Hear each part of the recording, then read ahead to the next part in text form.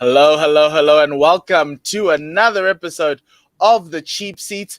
It is finally here. We are about close to 24 hours away from the start of the Premier League. Got the guys here. We're going to be talking all things Premier League. But first, before we do that, remember this show is brought to you by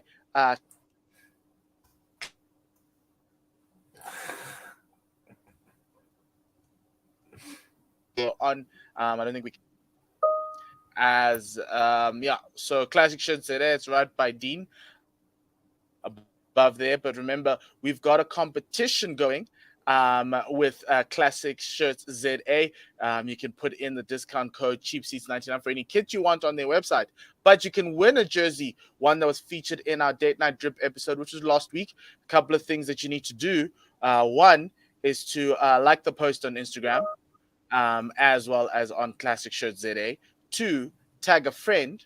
One comment equals one entry. And three, follow Classic Shirt ZA. Remember, it's shirt, not shirts, ZA, as well as subscribe to our YouTube channel. And then the winner will be announced on Friday, the 5th, which is tomorrow.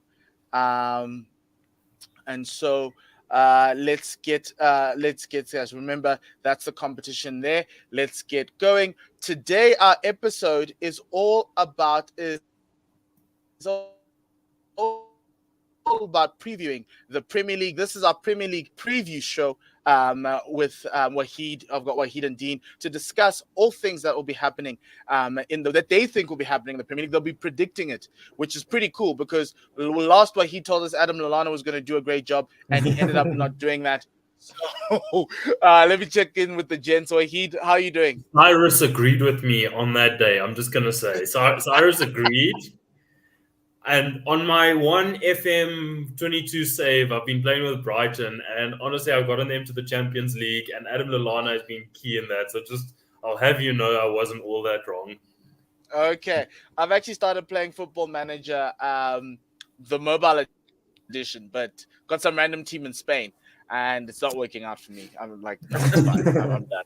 It takes too much time. It takes too much time. Dean, how are you doing? Are you excited for the Premier League to start again? Yeah, I mean, I'm probably the most excited I've ever been, to be honest. Just want to get it started. I mean, it's been 2.5 months. I'm probably going to change my opinion after this weekend and be like, no, life was better when there was no football. If the results don't go the way. So we'll TBD for now. But yeah, overall, very excited.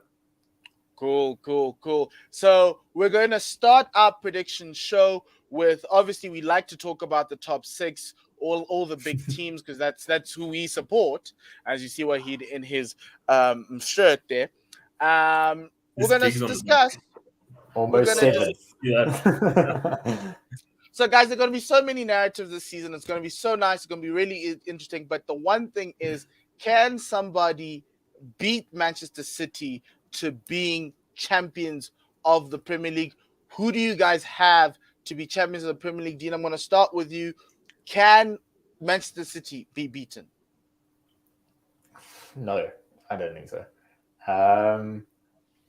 Realistically, I think the top two will still remain the top two. I think City and Liverpool are still going to be up there, and first and second may be interchangeable between those two. The one thing I will say, and this is what I'm worried about Liverpool a little bit, and the reason why I say City is I'm worried about Liverpool and the loss that Sadio Mane has actually left in that team.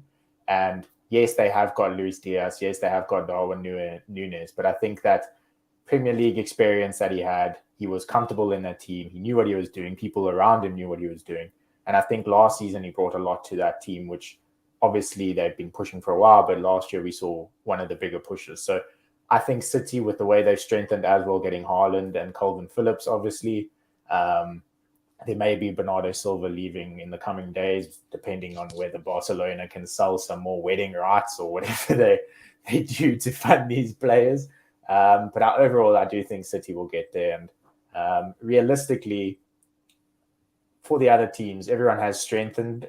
Spurs and Arsenal probably most notably so, but I don't see that top two getting cracked easily. And definitely not this season, I don't think. Maybe in the coming, if Conte stays, but no. That's very So surprising, here's especially. what I think on Dean's point about Liverpool and Sadio Mane leaving and that sort of thing. And when you're going to ask me about who's going to win the league, I'm going to say that on Liverpool's day, I do think Liverpool can do City, as we saw in the Community Shield.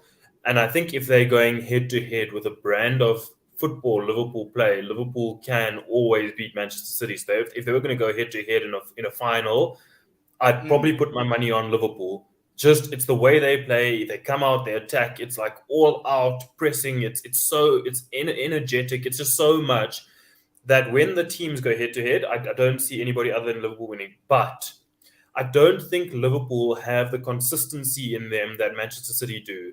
Manchester City have a really good squad and are able to churn out results week after week after week, which Liverpool do, don't get me wrong, but they do have the slip up in them when things don't go according to plan. They do have the slip up, which I just don't see City having.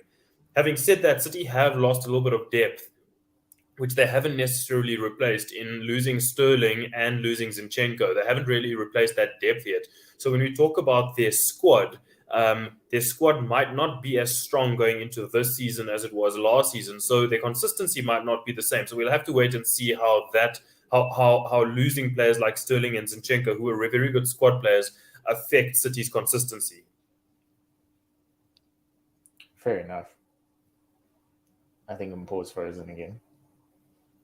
Cool. So should we just run with it? Just run with it.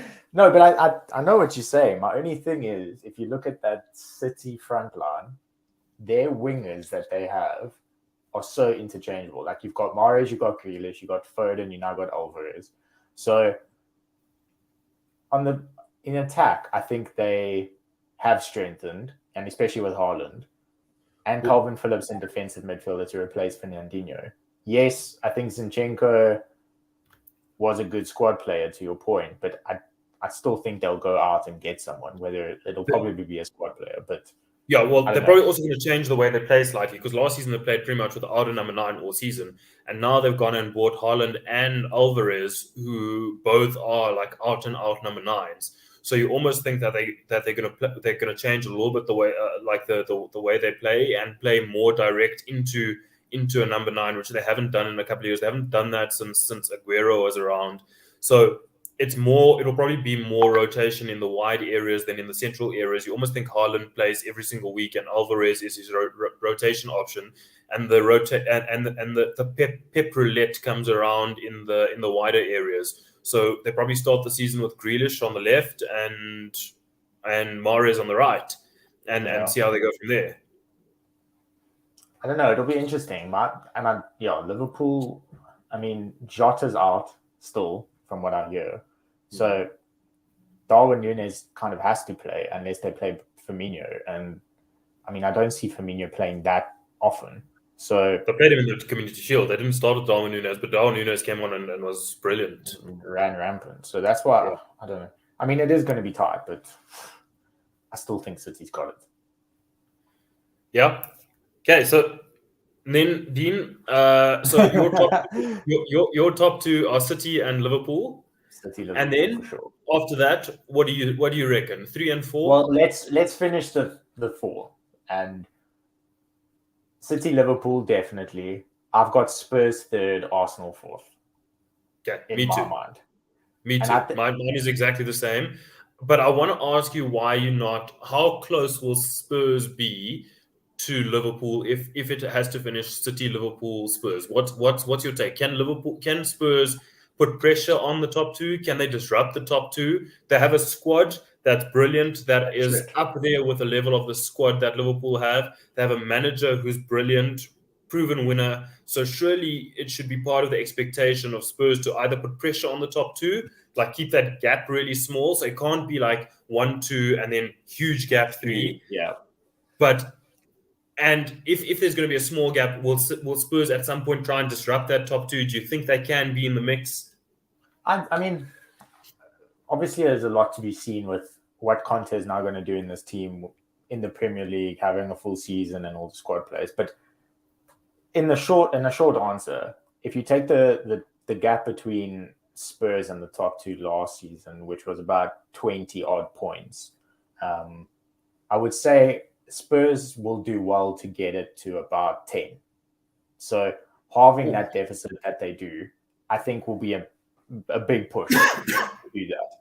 But I also think it's very possible, because if we had won some of the easier games that we had last season, Spurs would definitely have been a lot further. Obviously, it's the Premier League and things happen, but What you mean is those 2 games against Man United. the 2 games against Man United, we went on that terrible run in January where Conte thought he was going to leave, the whole Nuno thing at the beginning. So I think that the quality is there. The one thing that I will say, though, is I am now starting to get a little bit more worried about Chelsea than what I was maybe a week ago, if they are starting to pull off some of the signings that they are looking to do. So the Cucurella deal doesn't make sense to me, and it doesn't make sense to Brighton either. That's why they just said, sorry, but no thanks. But I do think if they go out and they do start pushing for some of these other players, like the Wesley Fofana deal, I mean, if Leicester want 80 plus million, that's ridiculous. But if they start getting, is it ridiculous? Because they got 80 million. Would you pay 80 million for Fofana? Would you pay 80 million for Fofana? I wouldn't, but the market has put us in a situation where you end up paying over the odds for players like that. So Leicester are probably sitting there and going, well, we got 80 million for Maguire, and let's use that as a benchmark. And before that, they were benchmarking off Van Dijk and et cetera, et cetera. So the market is just going in that direction where not the best players in the world are going at 80 million. So if you want a Fofana at the moment and he's got a long-term contract, that's the type of money you pay. It's the same as like Declan Rice. Is he worth 125 million pounds? No, he's not. Of course. But that's how the market is. Like clubs in the Premier League are rich enough to just say no to 80 million now and 90 million. But that's why. So if you take that Chelsea lineup, okay, and I know we diverted because I guess who do you have as fifth then? Chelsea, United, because that's your IR. Chelsea and United for fighting for fifth, I think. Yeah. Okay, so then we fairly similar.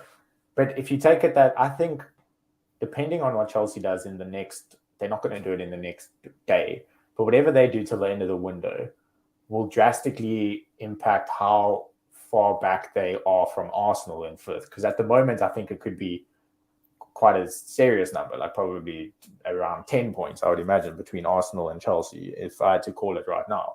But if they do push and they do start trying to get someone who leads the line a little bit, I do think Chelsea could probably kind of push forward and be able to get a lot higher than what people are currently ranking. Do you think Chelsea's squad is dramatically better than Man United's squad? I don't think they are dramatically better, but I will say that a lot goes for Tuchel having already been there for a year and a half versus Ten Hag for a couple of months. Fair enough. My thing with Chelsea is that they've got gaping holes, and they've started to plug them with Koulibaly, who I'm not 100%. I'm not convinced by Koulibaly. I'm not 100% convinced at his age that he's going to hit the ground running in the Premier League. If you're expecting him to bring his Italy form to England, I'm not sure you're going to see that. But let's have a look. We could both look very stupid in a couple of weeks. Yeah. But Thiago Silva though. Because, I mean, realistically, Chelsea backline, Koulibaly, Thiago Silva, and? I reckon Ben Chilwell has to play left centre-back because you're not going to pay £50 million for Cucurella to sit on the bench. Left centre, which means that Cucurella is going to go to left wing-back, and then you've got £100 million worth of left-backs in your squad. And who goes on the bench? So unless Chilwell or Cucurella goes to left centre-back, I'm not entirely sure how this works. Unless they don't see Cucurella as a left-back, because he is a converted winger. Yeah. Which they could do, but my problem with that is, though, you are then taking players who perform in certain positions and trying to put them into positions where they may be not as comfortable. And that's why, like, Chilwell's still injured. So, it looks like he's not going to start the season straight off the bat. So again, I don't know if Chilwell's straight in, and maybe they're getting Cucurella as cover for that. So there is a lot going on there, but that loss of Rudiger in that left centre-back position is so massive that they have to fill that hole quicker rather than later. And I think that's my problem with Chelsea is there are holes, like you say, and they're not plugging them. But we also know And that that's why I'd say Man United maybe in a slightly better position than Chelsea, because I think Chelsea probably have a bit more squad depth. Man United's big problem is squad depth. I mean, we an injury or two away from Anthony Lunga leading the line. Yeah. But I think that Man United's first 11 pretty much is settled. Like, I don't think there's a question about anybody in the first 11, unless at this point you're getting signings who are coming in and changing it. So if we get Frank de Jong, my opinion is we don't get Frank de Jong, but I'm sure we get some midfielder. I don't think we go into the season with McFred as the first choice. So, but as it stands, Man United, anybody, any fan, any rival fan can pick the first team. You know who's going to play every week. Whereas Chelsea still have so many questions about who's going to play and who's not going to play. And I feel like that unsettled nature might just derail the start of the season. They might only hit their stride in October, November. And I mean, Cyrus mentioned it on the FPL show. If Sterling does hit the ground running there, and he played through the middle a little bit in Chelsea's preseason. So if he does hit the ground running, he probably, I mean, he does miss often, but if he does hit a bit of a rich vein of form, he can change that Chelsea team to the goal scorer that they needed from a Werner and Lukaku into someone that can actually put them away. So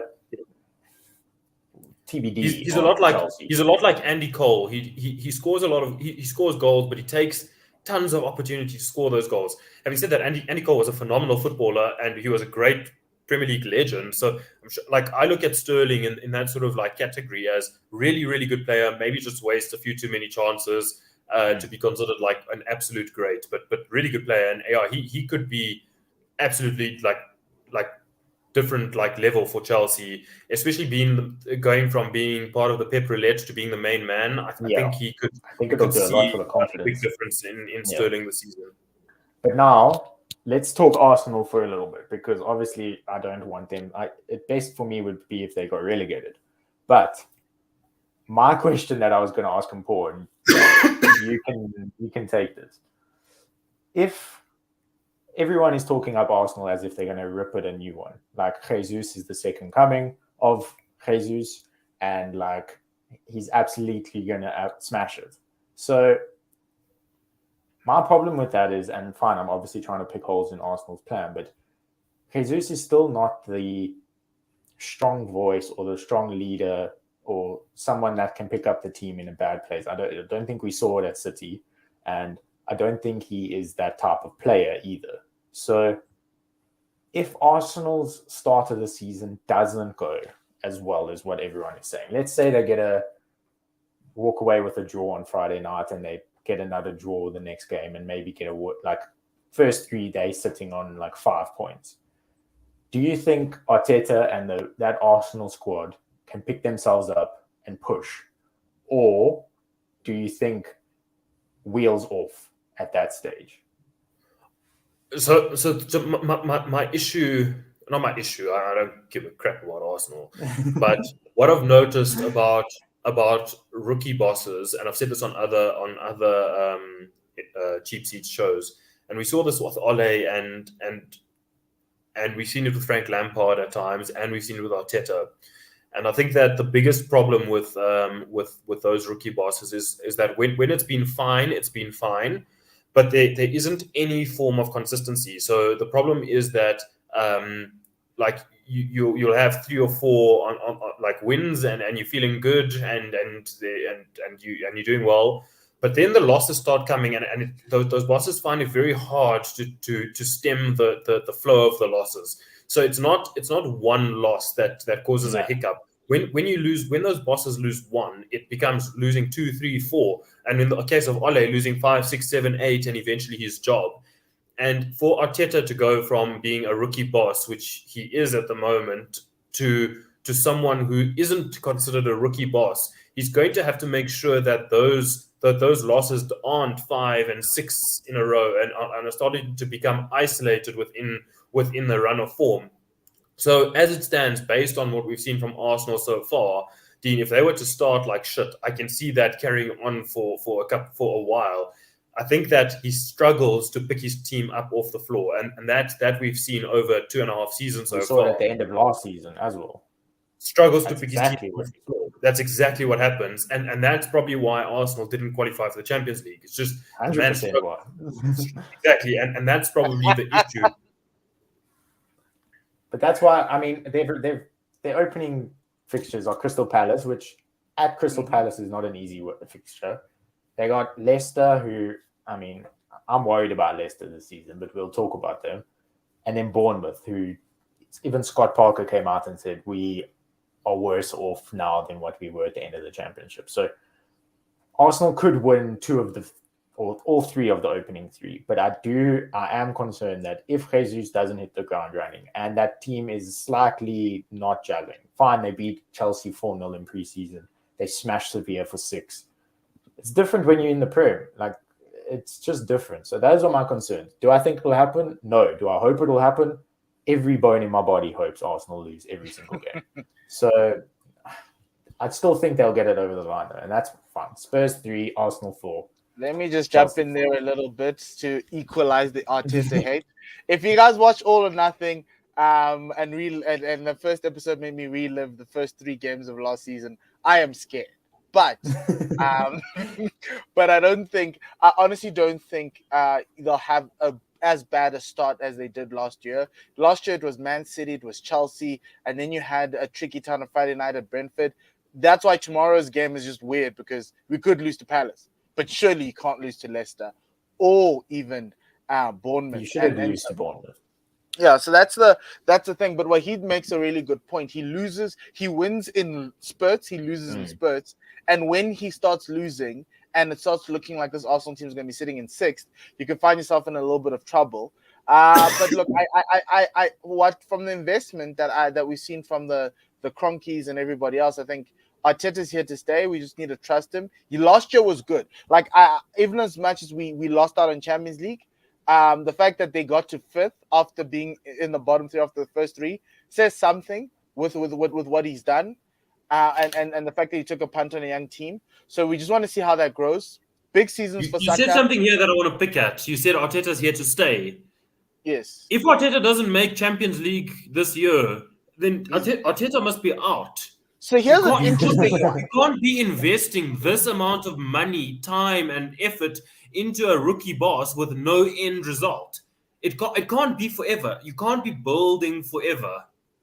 So the Cronkies are not trigger happy. That's my only issue around them. And so I don't think if he doesn't make Champions League this year, I think they'll give him one more season to see whether it is, because the only other way is if you bring a new man. The problem is if you bring a new manager, this squad's going to get rejigged again. So you're going to start it all over. You have the 4th best squad in England, okay? You have the 4th best squad in England. You've got one of the highest net spends in England. You can't be building for 1,000 years. Thing. That's a British thing. The problem about it is it takes it in, because remember, you're still going to be paying for somebody else to come in who's going to say, no, I don't want these young kids. I want older players. So there's it's a catch-22 that the Cronkies are finding themselves in. But from what it looks like is that they're going to trust him. I just hope that obviously he should be fine if he doesn't make top 4. I get that, but I don't think they will. And these American your American owners are trigger happy. The rest of the other ones are not going to be. And so I'm not sure, because I've been seeing the Cronkies fire people even in like their basketball teams or their NFL teams. They're like guys have had mediocre runs, mediocre seasons, and they've just kept with the same guys. But look. Let's talk about United now, because this is going to be fun. The other two. So Chelsea is in shambles. Yeah. No, we've had a long chat about Chelsea. Okay, well, it's United's turn now. Okay. I'll ask Wahid one thing straight off the bat, right? Martial is now injured, apparently, for this game, for this opening weekend. Does that mean you've got Rashford and Elanga with, Sancho on the right, Elanga on the left, Rashford through the middle? And how much do you think you are going to lose by in the first game then with that front 3? Because you're not going to score. Yeah, so that's been my issue with Man United's recruitment over the summer so far, is that we obviously have a situation where we've got Rashford, Martial, and Sancho, who seem to have clicked. And it was probably the idea in Ole's head that those three could click. Unfortunately, Ole never got to see the fruit of his belief. Okay, but be that as it may, let's put that to the side. The problem is that with Ronaldo being in the team, a 37 to be 38-year-old Ronaldo who doesn't want to be there, who's made it absolutely clear that antics over the summer have been nothing short of dismal. Like, he should, if he was anybody else in the world, like, the club would have already gotten rid of him. But the problem is he's Cristiano Ronaldo. He's on a huge packet and nobody wants him. Like, obviously, nobody in the world wants this guy on this sort of packet. So we've now stuck with the situation of having Cristiano Ronaldo in the squad. So the problem is now, what do you do? Personally, I think that the team that should the front line that should start is Rashford left, Martial center, Sancho right. The same way Ronaldo should sit on the bench and come on as an impact player for the last year of his contract. But obviously, it's not going to work like that because of who he is and what his agent will do if that's the situation. The problem, though, is that if any one of Martial, Sancho, or Rashford are injured, it puts the whole thing into absolute disaster. Because after that, we've got Ilanga and some kids, like kids that you won't even have heard of in Shora Tire and I have. Because you play Football Manager, and he's a wonder kid on Football Manager. He came on the season before Ronaldo. He played one of the last games of the season. And then he was never to be seen again. So it's behind them. It's really kids, and that's the problem. We were an injury away from absolute disaster in the front of the field. So unless you're going to start playing Eriksen and Bruno out of position to try and cover that front three, it's a massive disaster. And that's why I've questioned Man United putting all their eggs into the Frankie de Jong basket without addressing the forward line. Because to me, those both are as problematic as each other. The midfield is problematic, but so is the forward line, and both needed to be addressed. To spend this amount of time chasing Frankie de Jong without doing anything about that forward line is a bit of a disaster. I wouldn't sleep on the idea of Hakim Ziyech coming to Man United. He is available on a cut price deal. He's worked with Ten Hag before, and he could provide cover for the front three. And I think that might be a deal to be done because Tuchel has made him available at Chelsea. So that is the type of player I see coming in. I don't think we're going to get an Anthony for 80 million or whatever, because I still suspect Man United are going to splash big money in the midfield whenever that does happen and whoever that happens on. So I think whatever change they have left, they'll be looking at a forward to come in. One that I might consider is a man who's been at Man United before and might be given a free transfer from his current club, and that's Memphis.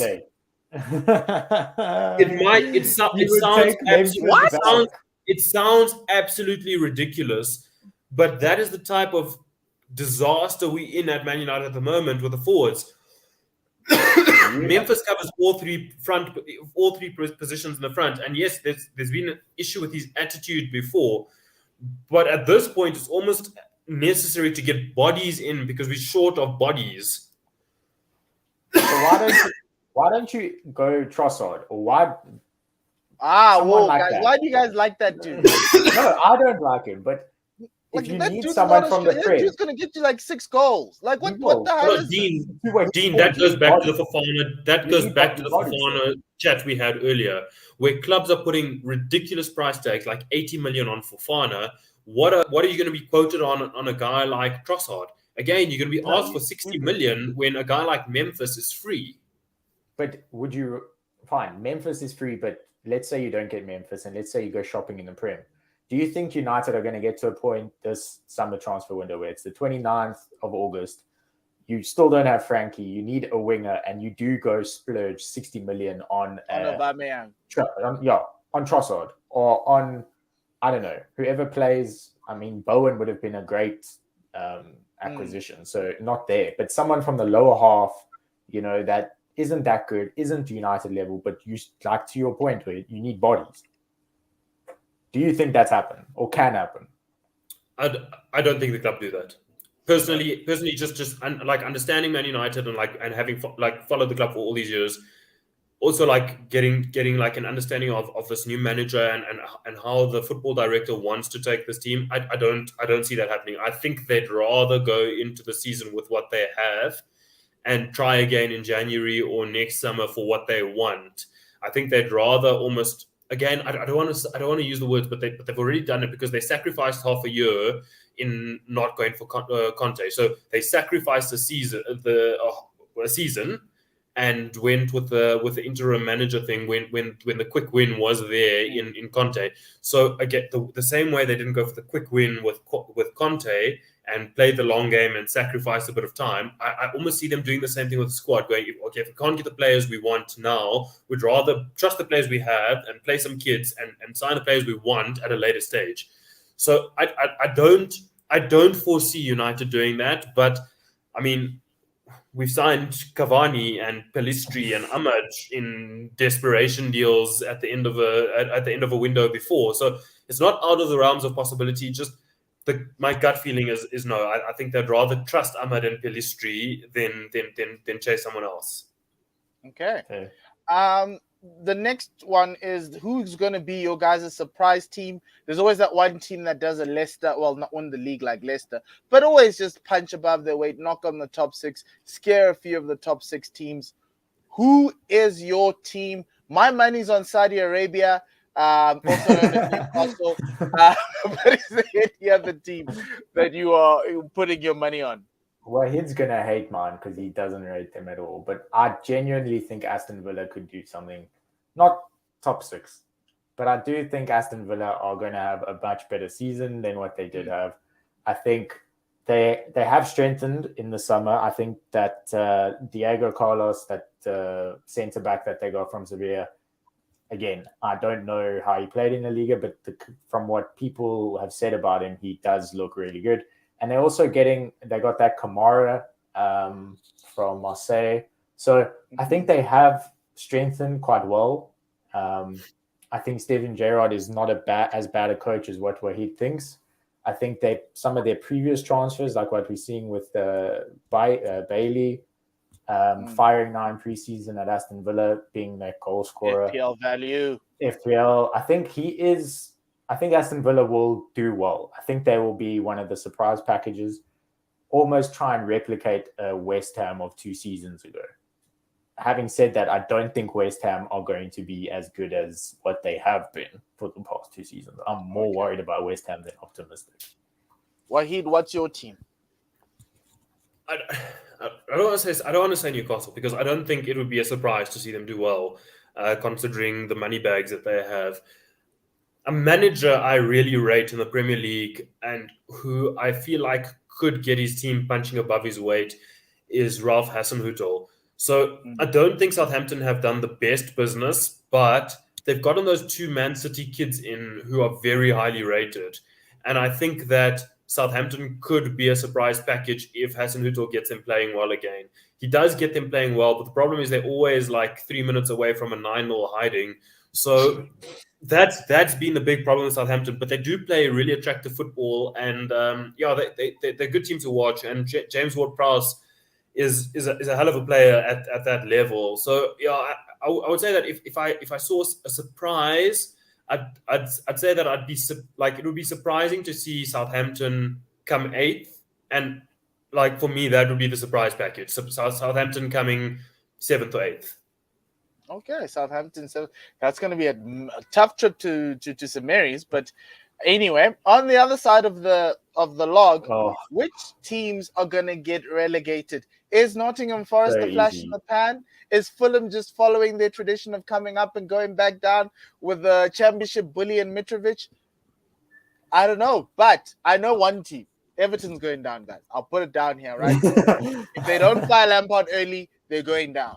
2 is I think Nottingham Forest. I think they need a. I so badly want to see Forest go down. I so badly want to see them go down because Dean Henderson's a massive big kid. So I really hope that he goes down with them and he shows his true colors and his true level. I can't wait to see those oaks relegated. I hope that like every team puts 10 past Dean Henderson.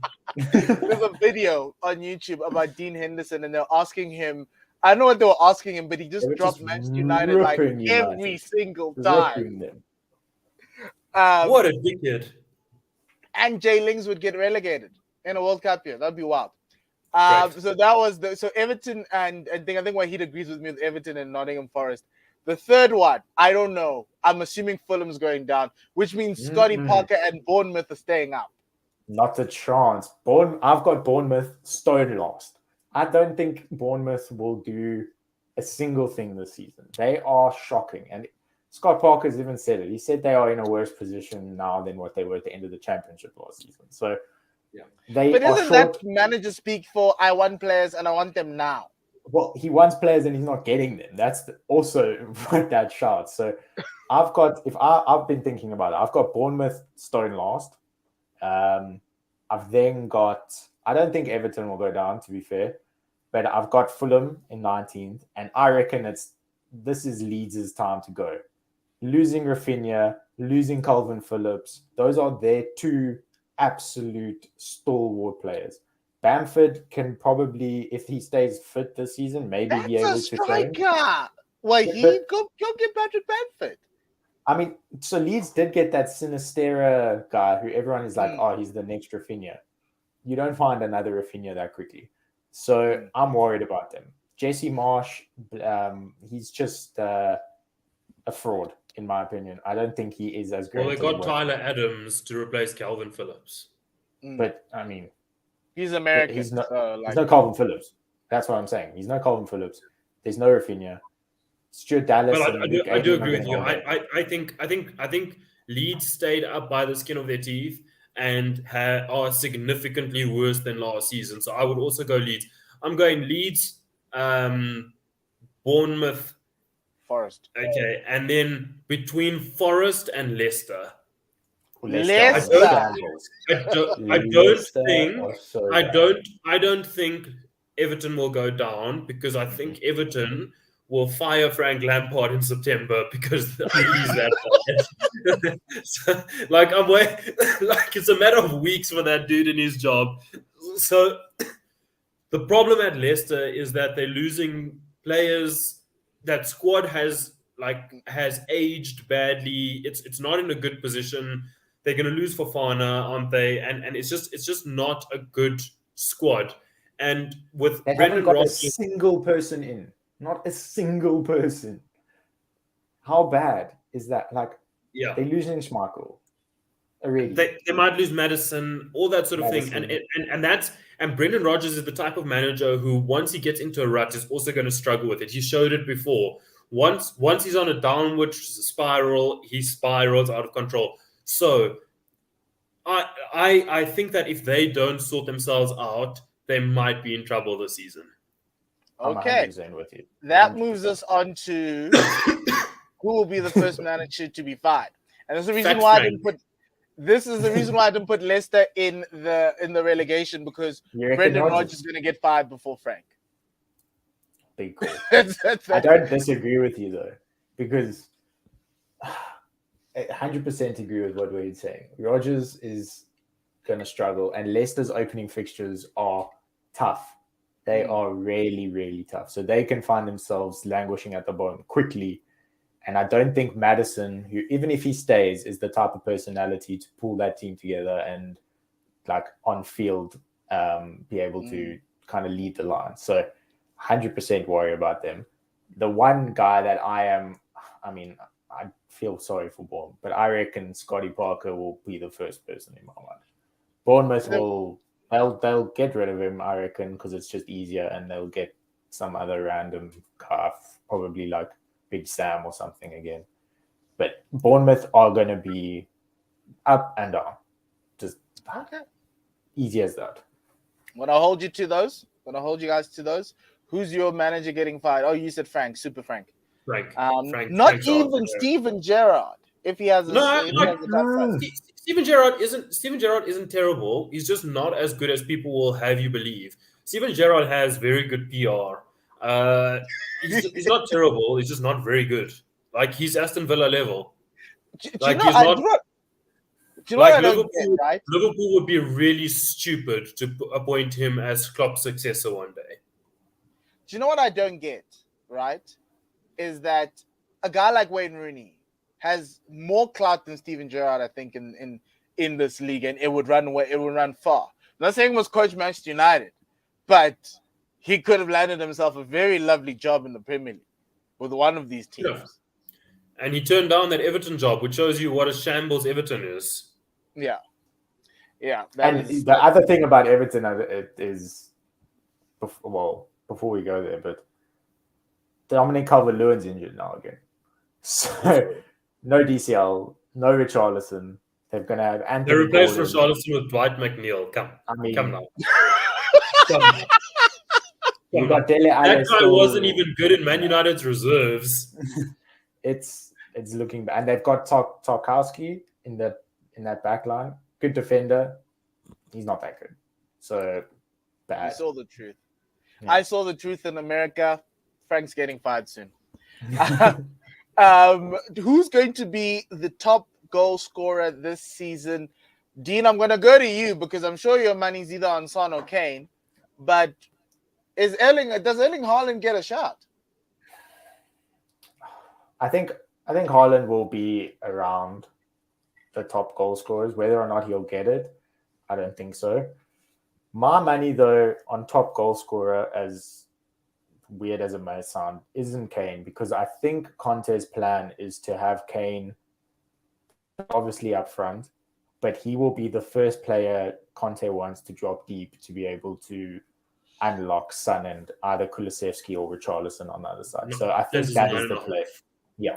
So I think Kane will definitely score goals. I mean, it's Kane, but I think we'll see his playmaking and his assists probably a lot higher this season. And that's why I think on pure goal scoring, Kane will be up there, but not probably as high as what a lot of people are saying. I do back Son a lot this season now. He's got a midfield that's strong. He's got wing backs who will provide for him. He's got Kane who will drop deep and give those balls like telepathic communication they have. I'm backing Son all the way. Obviously, you've got Salah, you've got all those guys, but I reckon Son in this system is going to absolutely run rampant. You Wahid, who's your top goal scorer of the season? Yeah, I'm like hitting. So I don't want to say Jesus because I don't think the top scorer comes from a team who finishes fourth. Do you know what I mean? Mm-hmm. Like, do you understand that? So I don't, and I see Arsenal finishing fourth. And I don't think the top scorer comes from the team who finishes fourth, but I think Jesus will be up there. So my feeling is that the top scorer comes from the top three. And initially I was going Kane, but Dean hits the nail like on the head here in saying that Kane is probably going to play a little bit more as a 9.5 than a pure 9 this season, which leads you to think of other players like Son or Salah. And that's where my money probably would be is Son or Salah. I think that Salah is going to still carry the burden of the goal scoring responsibility at Liverpool, and that's probably why he's also the first name on all our team sheets on FPL. So it's hard to look beyond Mo Salah. So yeah, it's, to me Mo Salah again. I'm so happy that you finally went for it. You didn't want to go, no, I'm going to go for 7.5 this time. No. But if you... okay, cool. For me, it's Salah. Look, if Jesus is above the... I just need a striker to score me close to 20 goals. That means I have a chance of usurping Tottenham for third, which is fine. But yeah, look, if Jesus gets me 20 goals, what a piece of business for Arsenal. And yeah, Manchester City just keep on churning out players like it's no tomorrow. I've got a question for you, and Paul. Before you move, mm-hmm. If Jesus doesn't hit the ground running, and he has already in preseason, but if he doesn't light it up in the Prem, how quickly do you think Arsenal fans will turn and say, whoa, where's this guy that we all saw in preseason? What's going on here? And at what point does that Arsenal fan base turn on Jesus if it doesn't switch on? Or do you you've got the whole season, Drew, just try your best? Look, I think they'll give him grace. I think even I look at like a guy like Alba. Alba didn't start like a house on fire. The person who started like a house on fire and faded was Lacazette. But Alba just kept on going, and I think they'll give them a chance, because the thing about football fans, they like youth, they like young people. Jesus isn't that old, and so it's just getting that system working, because the way that system works is going to be like a city. You won't have a one focal point of the attack. You're going to have different guys up front trying to score as many goals as possible. So if all the goals dry up, yes, Jesus will have everybody on his case. But I do think that's why I said it's an important season for Saka and Martinelli. If Martinelli and Saka can score enough goals to keep that front three working, because what Arteta wants is to share the goals. He doesn't want one man, and I think that's the slight difference about this season and how do you long see Arsenal lining up? Jesus up front, Gabby, Saka, with Odegaard behind them, and then so second half. Yes, as your 10. So Odegaard's going to sit behind the 3. Smith Rowe will come on off the bench. Or in some cases, if you want Smith Rowe on the field, that Martinelli's the one. So they'll start with Martinelli because he finished the season well. And he has that telepathic relationship with Jesus. And then obviously you can't drop Saka. And then because you're allowed 5 subs, you'll see earlier substitutions, Smith Rowe coming in.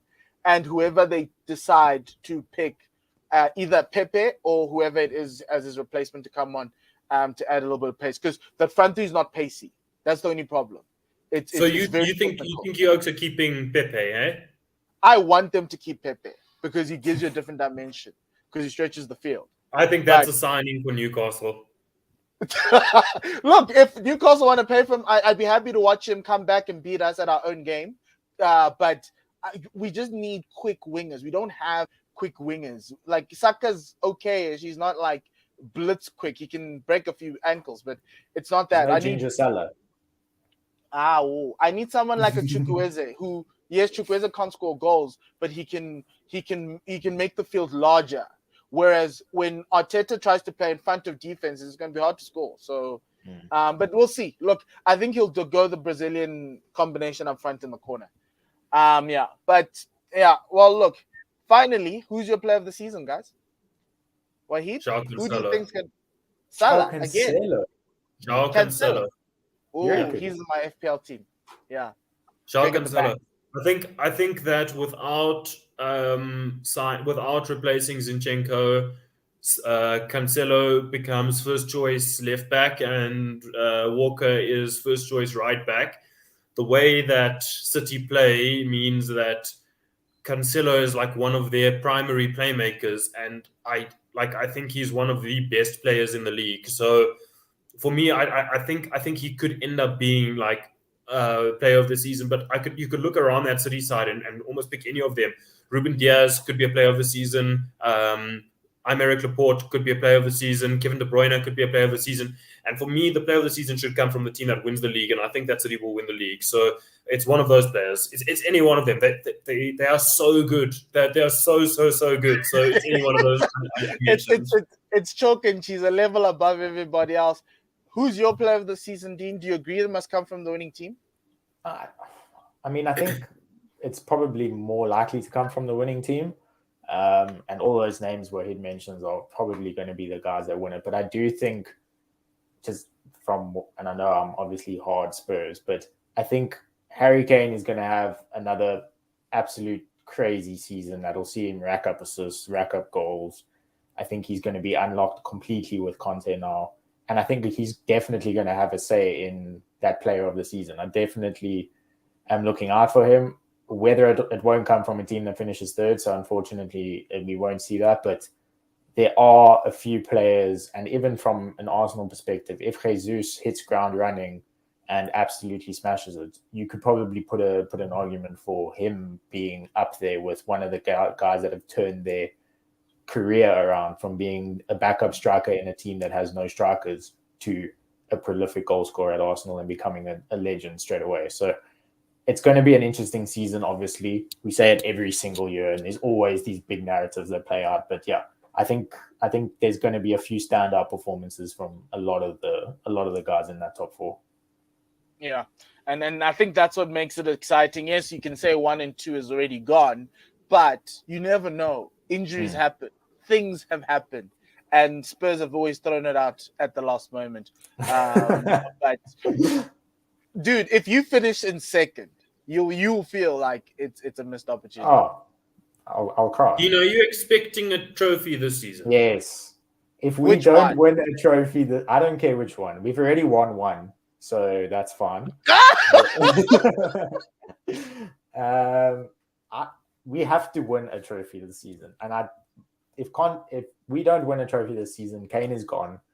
I reckon Conte has already been really positive about his long-term future in some recent interviews, so hopefully that would convince him. If we don't, though, I would see Spurs would struggle to keep Kane. Well, it would be quite a dick move to leave Spurs because he didn't win a trophy after he's been given all the tools to win a trophy.